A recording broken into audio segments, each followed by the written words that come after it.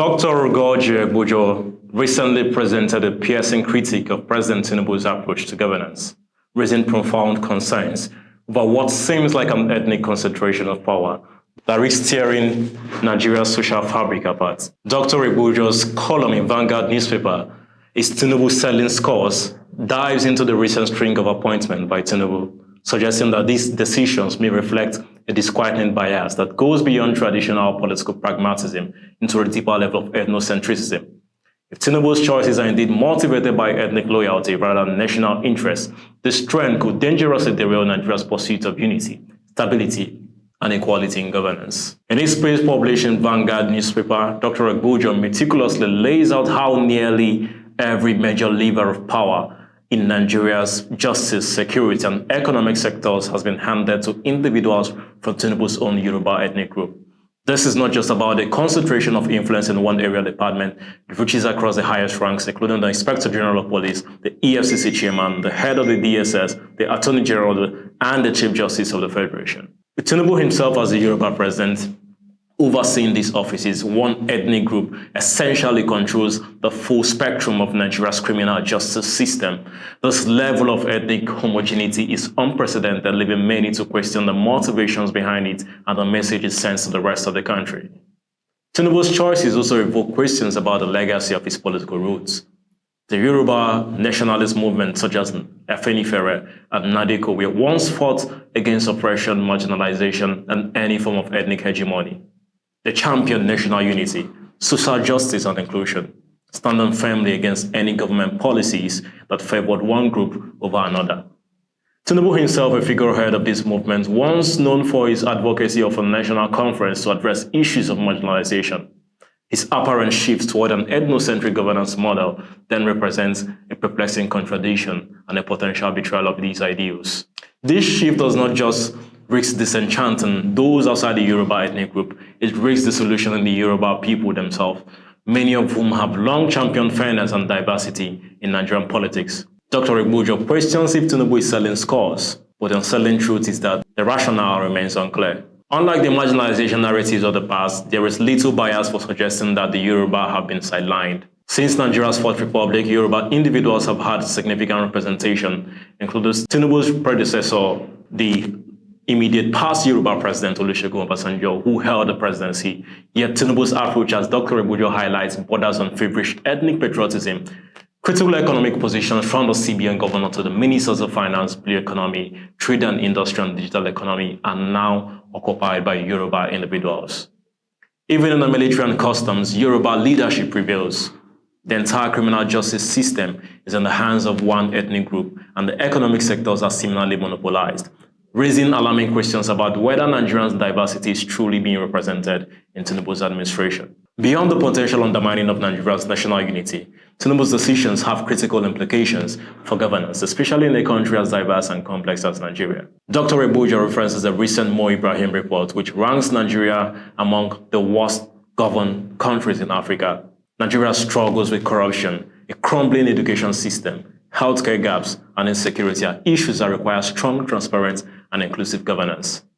Instead, by cultivating a sense of exclusion through his appointments, Tinubu risks amplifying Nigeria's problems. In a nation plagued by economic instability, low trust in public institutions, and inter-ethnic suspicion, the president's choices could serve as fuel to a fire that may spiral into uncontrollable disunity. Dr. Egbujo's comparison to Buhari is a particularly damning critic. Buhari was frequently criticized for ethnic and regional bias in his appointment, but even Buhari, as Dr. Egbujo points out, did not hand the levers of critical institutions to his own ethnic group alone. His administration, though marked by accusations of northern favoritism, did not centralize power to the extent to which it is within one ethnic identity. Comparatively, Tinubu's approach appears more overtly ethnocentric, not only placing critical power in the hands of his ethnic group, but doing so in a way that leaves little room for doubt about his motivations. His critics argue that by monopolizing these positions, he is essentially constructing a Yoruba-centric power base that undermines Nigeria's federal character principle and strains the national fabric. If Buhari, with his narrower approach, sparked critique and division, Tinubu's far more concentrated form of tribalism may prove catastrophic for Nigerian unity.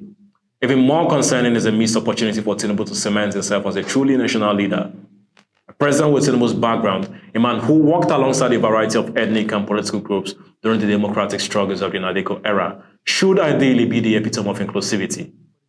His national reach, political acumen and experience in fostering coalition politics could have been the foundation for an administration that symbolized and reinforced national unity. Instead, his choices have left many Nigerians feeling alienated and marginalized, questioning whether his commitment to one Nigeria has eroded over time. The individuals who once championed Tinubu as a harbinger of Nigerian unity and prosperity are now dismayed by his apparent lack of national vision. Importantly, Dr. Egbujo underscores that his critique is not an indictment of the Yoruba people. He makes it clear that many Yoruba are deeply uncomfortable with Tinubu's choices, as his actions do not reflect the openness and inclusivity typically associated with the Yoruba culture. The Yoruba community has long advocated for fairness and meritocracy, and as Dr. Egbujo articulates, the Yoruba didn't send Tinubu on this errand. Rather than reflecting Yoruba values, Tinubu's actions appear to serve an overall political agenda, one that prioritizes personal loyalty and ethnic affiliation over national unity and competency. The federal character principle, while often critiqued as a flawed mechanism, is one of the few tools Nigeria has to ensure balanced representation across its diverse population. By circumventing this principle, Tinubu risks setting a dangerous precedent. If his successors continue along this path, Nigeria's unity may be imperiled to the point of disintegration. It is crucial, however, to remember that the federal character principle exists not merely to satisfy a quota, but to foster a sense of inclusion and shared ownership among Nigeria's ethnic groups. Without these, there is a real risk that Nigeria could slide into deepening ethnic tensions and divisions that undermine the very foundations of its democracy. Nigeria does not need a presidency focused on consolidating ethnic power. It needs a presidency focused on bridging divides and creating a cohesive national identity. Dr. Egbujo warns that such an approach could foster disenchantment and paranoia, undermining national cohesion in ways that military juntas or colonial powers could not have anticipated. The president's office is meant to be a unifying force, not a platform for one ethnic group's dominance. As Dr. Egbujo's critique vividly articulates, Nigeria's challenges are too immense and too complex to be met with narrow-minded governance. If President Tinubu wishes to leave a legacy of unity and progress, he must reconsider his approach.